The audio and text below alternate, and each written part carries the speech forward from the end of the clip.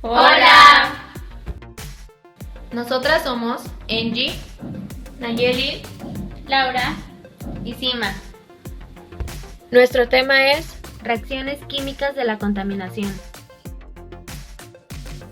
La contaminación ambiental está estrechamente relacionada con la química. Una reacción química es un proceso por el cual una o más sustancias llamadas reactivos se transforman en una u otra sustancias con propiedades diferentes llamadas productos. Sus características son que las sustancias nuevas que se forman suelen presentar un aspecto totalmente diferente. Las reacciones se dividen en dos partes, reacción exotérmica y reacción endotérmica. En la exotérmica se desprende energía, mientras en la endotérmica se absorbe la energía. Al igual que se cumple la ley de la conservación de la masa. La atmósfera es una especie de capa protectora que permite la existencia de la vida en la Tierra. También es un medio en el cual tiene lugar un número variado de reacciones químicas que producen una serie de contaminantes que afectan el aire, el agua y el suelo. Aire. Hablamos de contaminación atmosférica cuando la composición química del aire cambia a consecuencias de sustancias extrañas o por la variación de las cantidades de sus gases naturales. Además, si estas sustancias ponen en peligro la salud humana, podemos referirnos a agentes contaminantes. Monóxido de carbono. Se origina por la oxidación del metano, un gas que se obtiene por la descomposición de la materia orgánica. La reacción del metano con una pobre cantidad de oxígeno produce una combustión incompleta.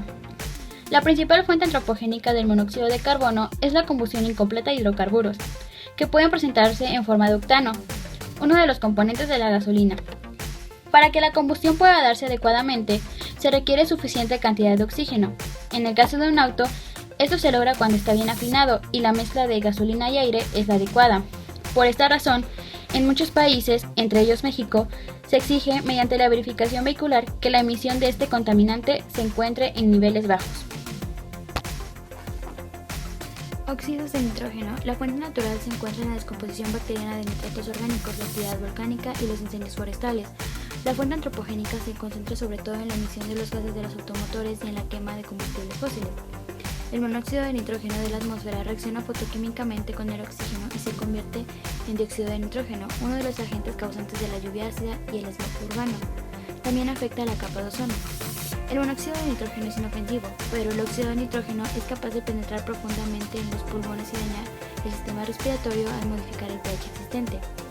El óxido de nitrógeno puede causar posiblemente bronquitis, neumonía y susceptibilidad a infecciones virales, al igual que alteraciones en el sistema inmunológico. Dióxido de azufre. Afecta al sistema respiratorio. Se evidencia entre las personas que sufren asma y bronquitis crónica. Sin embargo, los peores efectos se tienen cuando el dióxido de azufre reacciona con la humedad del aire para contribuir, mediante una serie de reacciones, a la formación de la lluvia ácida, que impacta fuertemente las fuentes de agua. Hidrocarburos. La gasolina contiene una mezcla de hidrocarburos, principalmente heptano y octano, a los que se acostumbra a adicionar compuestos oxigenados como éteres y alcoholes. El incremento de la flotilla vehicular es la principal fuente de saturación de hidrocarburos en la atmósfera, así como también la evaporación de gases. Los hidrocarburos ocasionan pérdida de coordinación motora, náuseas y daños en el hígado. Algunos son potencialmente carcinógenos para humanos y animales.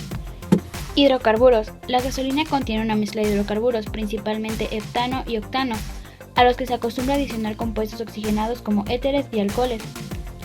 El incremento de la flotilla vehicular es la principal fuente de saturación de hidrocarburos en la atmósfera, así como también la evaporación de gases. Los hidrocarburos ocasionan pérdida de coordinación motora, náuseas y daños en el hígado. Oxidantes fotoquímicos. Su proceso completo puede ser simplificado en las tres siguientes etapas. 1. Formación de oxidantes a través del ciclo fotolítico del óxido de nitrógeno. 2. Formación de radicales libres activos. La presencia de hidrocarburos en el aire hace que el ciclo fotolítico se desequilibre cuando reacciona con el oxígeno y el ozono, produciendo radicales libres muy reactivos. Los nitratos de peroxiácido son extremadamente tóxicos. Se ha llegado a determinar que en una concentración de tan solo 0.001 partes por millón causan irritaciones en los ojos y en los alveolos pulmonares, así como daños en las cosechas. 3. Formación de productos finales. Los radicales libres formados reaccionan con otros radicales, con los contaminantes primarios y con los constituyentes normales del aire, dando lugar a los contaminantes fotoquímicos. En el segundo caso, representa un severo peligro por su presencia en la troposfera, donde se considera uno de los principales contaminantes secundarios, ya que su aparición depende de algunos contaminantes primarios, como los óxidos de nitrógeno.